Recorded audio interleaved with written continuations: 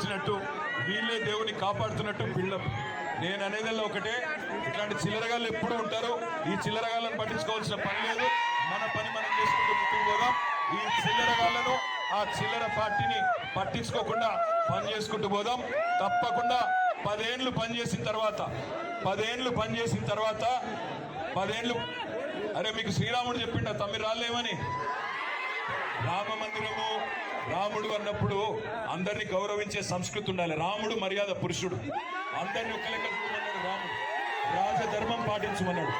గుజరాత్ ఒక తీరుగా చూసేటోడు గుజరాత్ ఒక తీరుగా చూస్తాడు, తెలంగాణను ఇంకో తీరుగా చూస్తాడు.